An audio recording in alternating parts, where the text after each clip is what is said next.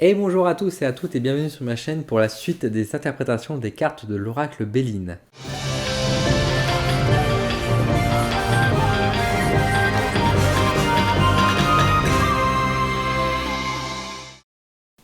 Alors on se retrouve aujourd'hui, une fois de plus sur nos, ici présents, j'ai envie de dire ici pour apprendre à tirer les cartes et à apprendre surtout l'interprétation des cartes de l'oracle Béline. Encore une fois, de ma vision, de ma manière de voir les choses, je vous invite bien sûr à trouver votre propre interprétation des cartes. De bien découvrir comment vous tirez, comment vous apprenez. Moi, je vous donne juste mon opinion, mon avis pour vous aider à voir plus large dans les interprétations des cartes que vous allez pouvoir vous tirer. Je vous donne ici donc mon point de vue. Je vous rappelle bien sûr que moi, je ne traduis pas les cartes de manière endroit à l'envers. Moi, je les lis qu'à l'endroit. Vous pouvez très bien aussi également les lire à l'envers. Dans la dernière vidéo, je vous ai parlé assez longuement des cartes négatives. Là, je vous propose aujourd'hui donc désormais de regarder tout de suite les cartes positif justement du jeu, mais je vais présenter aussi d'autres cartes. Alors en carte positive, nous avons tout d'abord ici la carte de la réussite. Alors la carte de la réussite pour moi, c'est un grand oui. Ça, c'est un grand oui. Quand on la voit, on est content. On est content, c'est vraiment la réussite, c'est la grande victoire. C'est vraiment la réussite dans les études, la réussite dans le couple, pour dire que tout va bien, qu'on est sur la bonne voie, qu'on réussit tout. C'est vraiment pour le coup, elle parle d'elle-même. Réussite, victoire, c'est un grand oui. Il n'y a pas beaucoup forcément d'interprétation supplémentaire à dire. C'est vraiment la réussite, encore une fois, dans tous les domaines de notre vie. Donc c'est vraiment une carte très positive quand on la voit. Ça veut dire qu'on réussit tout ce qu'il faut à ce moment-là, quoi. La carte ici, suivante, c'est la carte de la pluie.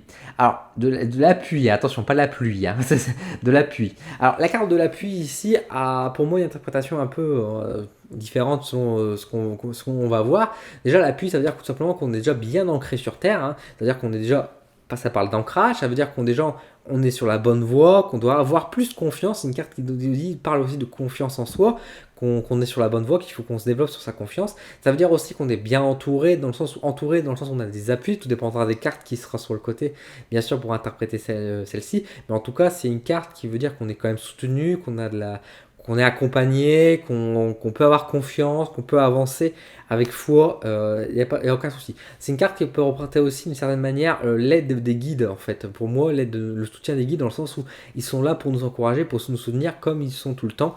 Et cette carte-là représente un peu ce soutien aussi de l'univers en disant faut y croire, tu peux avancer. Ensuite, nous avons ici la carte de la grâce. Alors, la carte de la grâce, c'est une carte qui peut être un peu complexe à traduire parce que c'est vrai que c'est un peu abstrait comme notion. Moi, de la manière dont je le traduis, c'est vraiment le côté, on va dire, que le chemin s'ouvre à nous en fait. C'est vraiment un peu le cadeau de la vie. Alors c'est pas tout à fait le cadeau parce qu'il y a une carte cadeau justement qui est juste derrière. D'ailleurs on va la traduire. Donc c'est pas le cadeau, mais c'est vraiment le côté bénédiction. C'est le côté vraiment on est béni, les choses se passent bien. On pourrait parler un peu finalement d'une carte chance en fait, un peu à travers la grâce, dans le sens où justement on est un peu béni, donc les choses se passent bien, tout se déroule bien, comme sur les roulettes, j'ai envie de dire.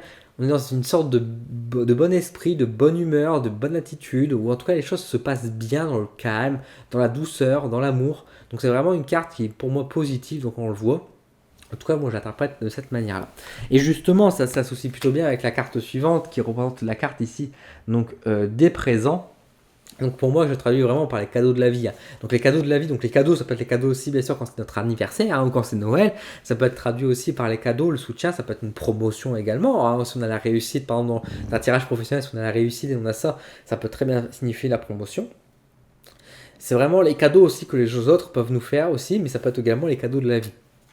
Les occasions, les opportunités à saisir également. On voit qu'il y a une main tendue. Donc ça peut être des opportunités à saisir également.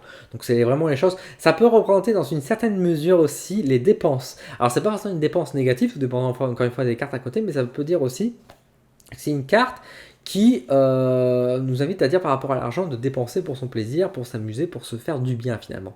Ça peut représenter aussi les achats coup de cœur, entre guillemets. On peut l'interpréter de cette manière-là si on le souhaite également. Ensuite, nous avons la carte du bonheur. Alors, la carte du bonheur, c'est une très belle carte également, hein. C'est une carte qui fait très très plaisir quand on la voit dans le tirage. C'est une carte qui va parler bien sûr de notre état d'esprit, de joyeux, que ça se passe bien, que c'est positif, que c'est un bonus, c'est un oui. C'est un peu, on va dire, à l'opposé de la carte cloître. Là où je vous avais dit que la carte cloître était un non, c'est une porte fermée. La carte bonheur, pour moi, c'est plutôt le oui. C'est l'ouverture de cette porte. C'est l'idée que le chemin nous est ouvert. On peut y aller, l'opportunité est là. Ça ressemble beaucoup aux cartes présent et grâce, encore une fois, mais c'est un peu un mix des deux finalement. Donc c'est vraiment le côté, tout est bon, tout est positif. Ça peut être rassurant, par exemple, quand on demande l'état d'esprit d'une personne et qu'on a cette carte-là pour nous dire que tout va bien. Ça ne veut pas dire forcément que le mec il pète la forme et qu'il est en train de danser la Java sur la table, mais en tout cas, ça veut dire simplement qu'il est heureux et que tout se passe bien pour lui. Ah, une autre belle carte. On est content quand on voit des cartes comme ça. C'est plus rassurant que l'autre vidéo quand même, hein. Donc nous avons ici la carte de l'élévation. Alors encore une fois, moi je les lis qu'à l'endroit. Donc c'est vrai que si vous les lisez à l'envers, elle peut signifier aussi quelque chose de négatif. Mais moi, comme je vous dis, moi je les lis qu'à l'endroit. Et donc l'élévation pour moi c'est toujours positif. Alors élévation positive dans le sens où bien sûr ça peut parler bien sûr des promotions. Donc ça peut être dans le travail, donc une promotion, ça peut être également les primes, ça peut être donc un salaire supplémentaire, ça peut être également tout simplement dire qu'on passe dans les études supérieures, qu'on grimpe, on obtient nos examens, on va plus loin, qu'on s'élève finalement. Ça peut être également dans un point de vue spirituel, donc l'élévation spirituelle, dans le fait que notre âme grandit, qu'on apprend de plus en plus. Ça peut dire aussi notre couple passe à une étape supérieure à travers cette carte-là. Ça veut dire aussi qu'on est en train d'arriver sur un stade au-dessus. En tout cas, c'est une carte qui est positive, qui veut dire qu'on évolue. C'est la carte de l'évolution, c'est une carte de l'élévation, c'est l'évolution aussi, mais une évolution positive. Alors, dans d'autres cas, ça peut être aussi, par exemple, dans le cadre, par exemple, la carte de la fatalité, par exemple. Si vous avez la carte de la fatalité et de l'élévation ensemble, moi, selon les cartes que j'ai et selon mon ressenti, ça peut signifier aussi simplement aussi le décès. C'est pour vous dire aussi que une carte positive, ça ne veut pas forcément dire que tout est beau, entre guillemets.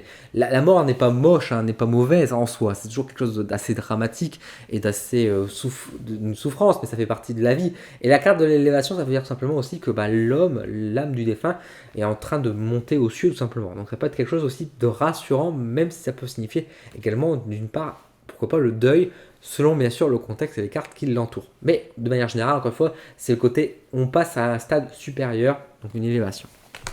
Enfin, dans les cartes positives, nous avons également la carte donc, de la paix. Alors la paix, c'est une carte qui est plutôt là pour mettre fin justement aux disputes. C'est vraiment le côté on enterre la hache de guerre, les conflits s'arrêtent. C'est vraiment une carte qui vient dire que les choses se calment, deviennent calmes. Voilà, ça veut pas dire qu'il se passe rien, mais ça veut dire que les tensions ont disparu. Cette carte qui vient aussi quand vous avez par exemple le feu et que vous avez cette carte là, la paix, ça veut dire aussi que simplement les disputes, la tension, la colère ne va pas durer. C'est quelque chose qui va disparaître avec le temps. Et donc c'est plutôt rassurant quand on voit cette carte là. Ça met fin aussi au conflit, vu que c'est une carte certes de paix, mais c'est une carte qui commence avec une hache, c'est une carte qui vient aussi pour trancher les choses, pour dire mettre fin entre guillemets au conflit. Alors quand vous voyez la paix par exemple dans un couple, attention, hein, quand je dis ça met fin à des conflits, ça ne veut pas dire forcément que ça veut dire que le couple va aller mieux. Ça peut vouloir dire bien sûr que ça va être bien. Si on a la carte de l'élévation derrière, on peut dire que le couple a transformé et passe à un stade supérieur, donc c'est très bien. Mais ça peut dire aussi que ça emmène vers le divorce. Ça veut dire simplement que les conflits vont s'arrêter parce que le divorce arrive. Ça peut dire ça aussi. Donc vous voyez que malgré que ce soit une carte positive, on peut avoir une interprétation qui peut être un peu plus, entre guillemets, négative. Donc voilà pour les cartes positives. Je vais poursuivre dans cette vidéo avec d'autres cartes et je vais vous parler maintenant un peu des cartes sentimentales. Parce que dans l'oracle Béline, il y a 4 cartes qui se ressemblent un petit peu dans le cadre de l'amour. Et j'avais envie de revenir un peu là-dessus de manière un peu, on va dire, séparée. Alors nous avons d'abord la carte ici de l'union. Alors l'union, dans un tirage sentimental ou dans un tirage mais tout court, c'est vraiment pour signifier le couple, mais le couple marié, le couple stabilisé, c'est vraiment le côté stabilité du couple. C'est vraiment l'union, comme une fois, c'est à la base, c'est le mariage. Ça peut représenter aussi les Pax à l'heure d'aujourd'hui, ou tout simplement, on va dire quelque chose qu'on officialise aussi, hein, tout simplement. Donc ça peut être au plus simple truc de mettre par exemple sur Facebook qu'on est en couple, d'officialiser le fait qu'on soit en couple lorsque c'est une toute jeune relation. Ça peut être le pacte, ça peut être un emménagement également, hein, pourquoi pas, si on a une carte qui représente la maison, on peut très bien imaginer que ça peut être un emménagement, mais en tout cas pour moi, la carte union dans un tirage sentimental, c'est pour officialiser quelque chose, c'est pour passer à une étape supérieure justement dans le cadre d'un couple, ou c'est pour simplement signifier aussi une certaine stabilité. Voilà. Même si on passe pas forcément à une étape supérieure, ça veut dire que c'est un couple officiel, durable, qui tient. Voilà, donc c'est le côté un peu solide du couple. La carte de la passion va être là au contraire vraiment le côté plus passionnel justement. Donc c'est surtout pour les jeunes couples en général qu'on voit ça, c'est la naissance de nouveaux amours. C'est le côté passionnel, c'est le côté très amoureux, c'est le côté vraiment sentimental. Là où la carte union représentait plutôt on va dire l'amour, mais on va dire l'amour on va dire entre guillemets plutôt officiel, on va dire plutôt le couple, c'est vraiment plutôt administratif finalement. La carte de la passion va représenter beaucoup plus les sentiments. Donc on peut tomber très bien sur des couples qui n'ont pas la passion mais qui sont très officiels pour autant. Donc vous voyez qu'on peut faire la distinction entre les deux. Donc là vraiment la carte de la passion c'est vraiment le côté sentiment. Donc quand on a cette carte là, c'est pour parler des sentiments amoureux. Donc par exemple, si on voit cette carte là passion avec par exemple le départ, des choses comme ça, on peut dire que les sentiments s'en vont. Ça ne veut pas dire forcément qu'il y aura divorce. Par contre, si on a la carte union et qu'on a la carte départ, dans ces cas-là, on peut se poser la question si effectivement il n'y aura pas un divorce qui va apparaître. Parce que là, du coup, on est beaucoup plus sur de l'officiel. Si la passion s'en va, ça ne veut pas dire forcément que les couples divorcent. Il y a beaucoup de couples qui ne s'aiment plus et qui ne divorcent pas. Donc il faut faire attention aussi par rapport à ça. Alors, bref, dans tous les cas, c'est pour montrer justement la passion. Donc c'est le côté vraiment sentimental. Le côté... attendez, là je me suis trompé, c'était le côté... Ah, c'était la carte amour, pardon. Donc vous voyez, je me suis trompé. Donc c'est cette carte-là. J'ai mal lu, excusez-moi. C'est cette carte-là que je voulais vous parler. Donc c'est la carte de la passion. C'est le côté des sentiments, des sentiments amoureux. La carte amour, donc celle-ci, à pas confondre avec celle-là, vous voyez que même moi j'ai l'habitude, mais je les ai regardées très vite fait, j'ai pas pris le temps. Donc excusez-moi. Donc là, vous voyez que c'est quand même assez proche. Donc celle-là. La passion, c'est celle-là que je voulais parler. Donc retenez bien ça, c'est la passion, c'est la carte 31. C'est ce que je viens de dire, donc le côté sentimental, c'est la carte de la passion, c'est celle-ci. La carte ici de l'amour, c'est une carte qui va représenter plutôt le thème sentimental. C'est plus là pour vous dire, vous êtes dans le thème amoureux. On va parler du côté du couple, c'est pour parler du couple. Ça ne va pas parler forcément du sentimental, ça ne va pas forcément parler de l'union, ça va parler vraiment... pas le côté de l'aspect sentimental. Et c'est une carte qui peut parler aussi de l'amour, mais on va dire l'amour amical, de l'amour familial, ça veut dire aussi les réconciliations, des choses comme ça. Donc c'est un amour beaucoup moins fort que l'amour de la passion qu'on avait à travers cette carte-là. Là, c'est la carte de la passion, c'est la carte de l'amour sentimental très très forte. Là, c'est pour nous indiquer plutôt l'amour, le côté sentimental, mais c'est un amour aussi universel, c'est un amour amical, c'est un amour, une réconciliation également, c'est le pardon dans un sens aussi. Donc vous voyez, c'est une carte qui est beaucoup plus large que la carte de la passion en termes d'amour. Enfin, dans l'aspect amoureux, nous avons donc les pensées intimes. Alors, les pensées intimes, je le mets dedans aussi parce que moi, je la traduis tout simplement en sorte que c'est la carte de la sexualité. Pour moi, cette carte-là représente la sexualité de manière générale. Dans le couple ou même pour les personnes célibataires, hein, ça peut parler du couple. Alors de manière générale, ça représente aussi beaucoup pour moi, c'est l'appareil génital de l'homme ou de la femme, surtout de la femme parce que majoritairement ce sont des femmes. Donc ça peut parler aussi éventuellement, si par exemple on a la carte de la maladie, des choses comme ça peut dire aussi faire attention par rapport bien sûr au gynéco, ça peut renvoyer bien sûr aux grossesses également à travers cette carte-là. Encore une fois, la sexualité est très liée forcément à l'organe féminin. Alors pensée intime veut dire aussi que c'est lié à la pensée à soi, hein. Bien sûr c'est tout ce qui est psychologie. Maintenant encore une fois, moi dans ma manière de voir les choses, moi j'estime que la sexualité est extrêmement liée à une image un peu ce que Freud pouvait parler, à notre psychologie. Si on a une sexualité qui est nulle à chier, je pense que psychologiquement, on n'est pas forcément au top de notre forme. Genre, il y a toujours un lien à cause à effet. Et pour moi, en fait, du coup, cette carte lie un peu les deux. Du coup, à la fois la sexualité, mais ça peut, en dehors de l'aspect sentimental, hors dehors de l'aspect sexuel, ça peut éventuellement parler aussi du bien-être général. Même si, encore une fois, le bien-être général, moi, je le vois plus dans la carte du bonheur. Mais vous pouvez très bien aussi être dans l'esprit, dans les pensées psychiques à travers cette carte-là. Donc, des pensées intimes.